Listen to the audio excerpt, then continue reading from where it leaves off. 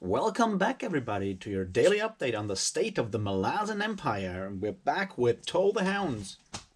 We're starting book 3. Well, actually, I started it today.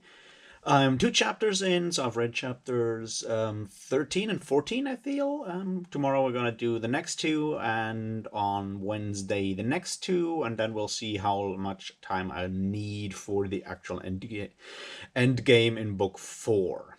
Anyway, I read those 2 chapters and I hope I remember things, but I don't know, the last couple of days have been a bit rough mentally for me and I'm still struggling. I hope I'll be back in more like full energy tomorrow, but things are sometimes not the best. Anyway, let's get into this. Cheers.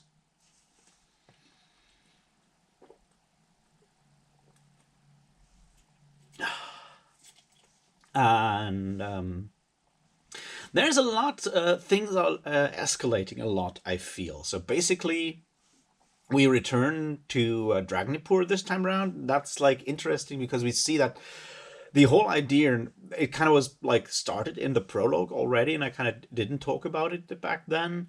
But this whole idea that Anamanda Rake refusing to kill more people forces some kind of event within Dragnipur, with the chaos catching up to the wagon, and we already know that that cart holds the gate to darkness. So he's forcing some kind of resolution there by not killing with Dragnipur, and well, we see that apparently at least Draconos has plans himself for something or other, but we don't know yet what that might be. But yeah, things are coming to a head in that area, and it's one of those things that I feel like every time I kind of forget this bit. Well, not really forget, but the point there is that how to say that what happens within Dragnipur is like super important for the entire world, for the Malazan world and everything, and it's so easy to forget that, and like, oh yeah, there's also stuff happening within that sword in a way. So I just that just struck me again today, how much that is the case there.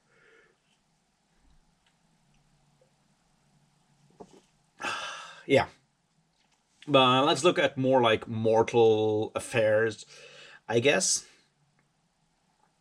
And there's a lot going on with the aftermath of book 2, with those big battles and everything, and I feel that there's a long debate about sadness within chapter 20, within chapter 13, I think, maybe, or 14, with Silara and Daika. And the question of how we react to sadness in others, that we see sadness as some kind of failure, but that it is actually not the case. That usually our reaction to sadness in others is more driven by our own need. And yes, that is a very important aspect, because sadness and grief are very complex and difficult emotions. And there's the kind of thing that are very difficult for us, at least for most people, I feel, to watch in others. It's like if you have a friend or someone you know, and they are grieving or they are sad, it makes us uncomfortable. That's the point there. Like, those are emotions that make us uncomfortable. In general, I feel that emotions in others make us well, often make us at least slightly uncomfortable, because it's kind of the the sheer rawness of actually letting our emotion, of someone else letting their emotions come through this clearly, kind of makes us uncomfortable often, because it is considered a sign of weakness, right? It's like you leave yourself open once when you show your emotions. That's the point. You leave yourself open, and others could potentially harm you and wound you, and that's the kind of thing that I feel it makes us often like uncomfortable in the company of someone who is very openly emotional. And And fear and grief and sadness are definitely the kind of emotions where this is more of a thing, when it's like, unbridled happiness as an emotion. That kind of is easier to accept in someone, and can be even infectious in a way. But I guess that's the other bit there, the infectiousness. We say that it's like someone has an infectious smile or infectious good mood or whatever. And that's the thing, is like, because we are social creatures, right? We are social creatures, and we get infected by the moods of someone else. We have all experienced that before. So the problem is with a negative emotion like sadness or grief, that will then obviously also make us uncomfortable, because we kind of catch it as well, even if we're not, we don't have a reason to be sad or grieve, because, yeah, we don't know the person for whom someone grieves or whatever. It still affects us, and thus makes us react irrationally in a way to, do something about that in a way. And thus our reaction towards sadness and grief in others is always at least slightly selfish and motivated by our own feeling of uncomfortableness, uncomfortability. I have no idea. Anyway, so that was an interesting and long, like interesting aspect and debate going on there with Silara and Daika, that I found helpful in a way, enlightening maybe.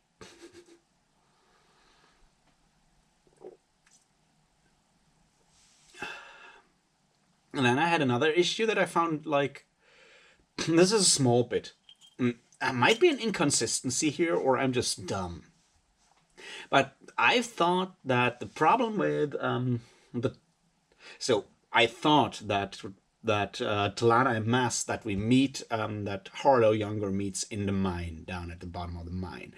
I thought that that he was like thrown down as an alive Amas by Raist, and then the ritual of Telan took hold, and he was turned into a Telana Mass. And now we have that scene here in chapter 13 or 14.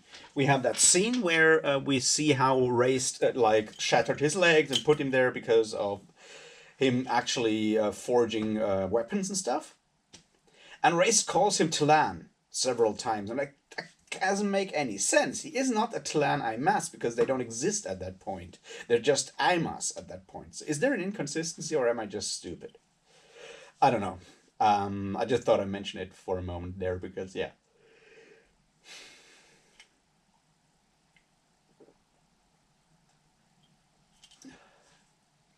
Okay. What else to look at? Well, once again, we have the situation with Harlow and, like, how child labor destroys children. Obviously, that is, obviously that's the case. We already knew that, but we see that power dynamic within that mining camp. That I feel is interesting to look at, the power dynamic between Bainisk and Harlow and the other boy whose name I already forgot again, because I'm dumb like that. But they have this power dynamic where it's actually, jealousy plays a huge role within that. And I feel there's a truth to that, in a way that we can actually, like, that once again comes down to us being social creatures in a way. It's like, even under the most, like, toxic environments, like in this case child labor in a mining camp, even there we try to create bonds of friendship, maybe even bonds of love in a way, right? We try doing that there as well. It's just in our nature to do that and actually open up to each other and show our vulnerability and all of that. So that's just an aspect that I found interesting to look at in this small bit that we have there with those two. Another bit that definitely is very important there is the discussion, once again, the discussion of civilization with Karsa Orlong and Shadow Throne and Cotillion. And there's something very important in there, that sentence where Shadow Throne is like acceptable levels of cruelty or whatever that was. Who the fuck who the fuck says that? Who the fuck thinks it is acceptable? Those things can be acceptable. And there's an important bit in there, the idea that civilization or human society, once it reaches a certain level of complexity, rationalizes these things. And that's the idea of normality in a way. It's like, yeah, but these things are happening. And this is the sad part. It's like we go into the world. That's sort of what you might call positivism in there. In the older sense, the idea that you look at the world, you take an empirical look at the world, so like, this is how things look at the moment, so this has to be the norm, and then you kind of accept the fact that maybe some people are suffering, acceptable levels of suffering, and suddenly that is in there, and you give it a semblance of legitimacy by packing it into numbers and facts and statistics and so forth, and that makes it easier to just forget or ignore the fact that this is not acceptable at all. And yeah, we kind of forget the human suffering behind the numbers in a way. That's sort of the problem there. And to see that Shadow Throne as a god or as a person still rails against that.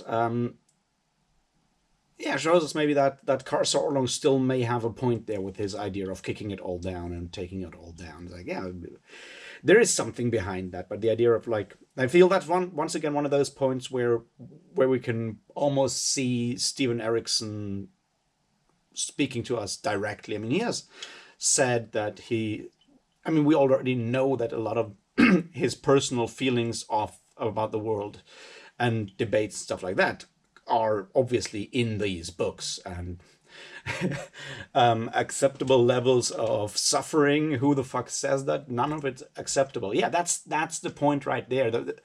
The call to action to actually make things better, or never accept any level of suffering, right? And this is important debate that we often have, where it's like, yeah, but we're already, things are relatively nice where we live in, like, I don't know, a Western society. It's like things are pretty nice, and often when you try to change things in such a society, there's always some people who are like, yeah, but why are you trying to change this small detail? There's other things in the world that are wrong, that are much more wrong and need fixing. It's like, yeah, I can't fix those, but just because other things are wrong doesn't mean I can just ignore the level of suffering that still exists in my civilized place. It still needs changing, basically.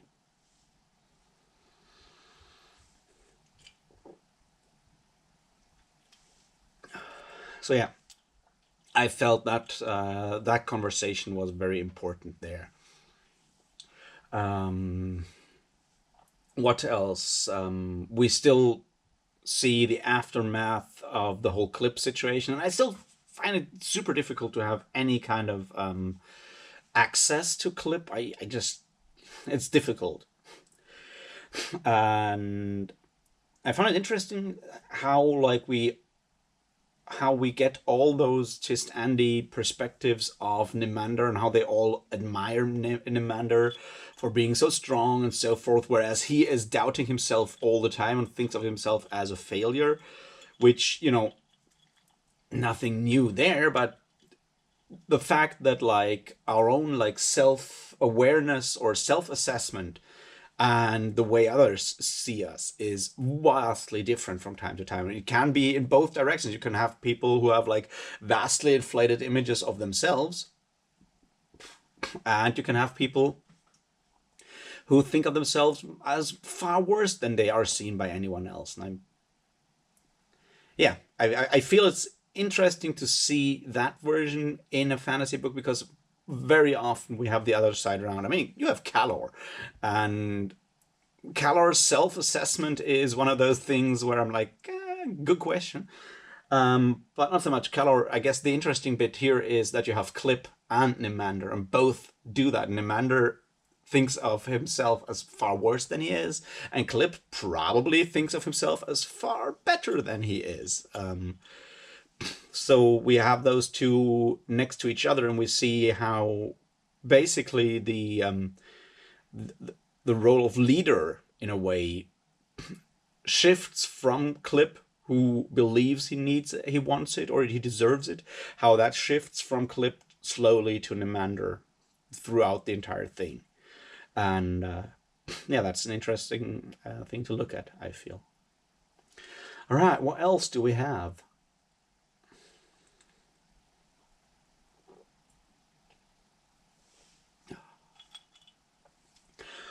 We still, well, once again, the idea of circles. When we talk about Crocus, Cutter, and Chalice, Dahl, now Viticus, obviously, and her trying to recapture something, or maybe not, and Crocus falling into that. And there's an interesting aspect there when Crocus actually, that might just be the first time that he's actually come relatively close to realizing how his like issues with relationships, when he realized that he always changes to fit the form of the woman he falls in love with, or at least does something with.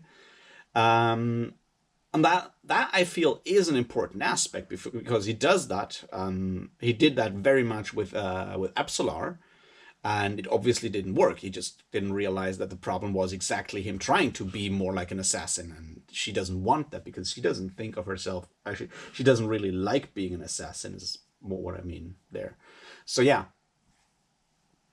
him having that sort of revelation that he is never really questioning or never really asserting his own personality within a relationship, but always trying to be someone else. And that is a surefire way to not have a happy relationship, if I may, from my from my vast store of experience on that level. It's seriously, the point is, like, for a relationship to work, it's like both people in that relationship, or all people in that relationship, first of all need to know of themselves, who they are and who they want to be, and be aware of that kind of thing. And if you're not aware of who you are and all these things, then chances are that relationship will not work out well. And yeah, now we'll see if Cutter after realizing that, will actually be able to figure out who he is and who he wants to be, like actually wants to be, and not just trying to fill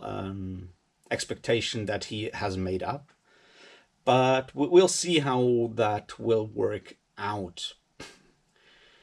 There is something to be said about that relationship, burgeoning relationship there with Chalice, and her like very negative self-image. That might be the problem there even more. But I'm not yet ready to talk about that one yet. I feel at some point we will have as a discussion on like the portrayal of relationships within Toll The Hounds, and maybe contrast the Crocus Chalice thing with the Torvald Tessera relationship, because that one is obviously a glowing example of a working love that actually that is successful as a relationship in a way, and there is a lot of clever things said in that one. So yeah, there's that. What else was there?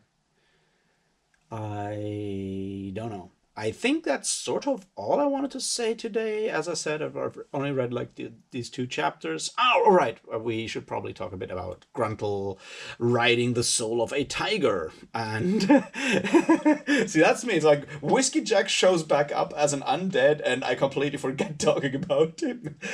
That's how that's how bad it is with me today. Anyway, so something's happening in the realm of the dead. The dead are an army now, and they are led by Whiskey Jack and Brookhalion, and possibly Tuck the Younger. And we figure that kind of thing out, hopefully. So yeah, we don't know yet what is the reason for them doing that. but something sure is going on with the realm of the dead. And yes, but the other thing there was obviously was the idea of Gruntle riding the soul of a tiger and talking to that other person who's riding the soul of a leopard. And I guess it's once again one of those situations where we have a look at the idea of domestication, um, and how it comes about, and like co-evolution between what seemed to be Erisal in that dream world and the tiger, and them talking to each other, and like where we see how worship maybe can begin as something of a partnership in a way where you know actually expect some kind of protection from that animal and so forth. I feel that's just an interesting thing that we see happening again and again in the Malazan world, especially with the Erisal, because you remember they were also partnered with the Derigoth when the Derigoth were still a thing. We saw in that part of House of Chains when Lorik is visiting his father, or is not visiting his father, but actually meets his father in that pocket realm there. Anyway, I feel that's it for now. I hope I'll be more animated tomorrow and have more positive things to tell you. But yeah, this is. Things are a bit complicated at the moment. Anyway, I'll talk to you tomorrow, and until then, have a great Monday evening. Cheers.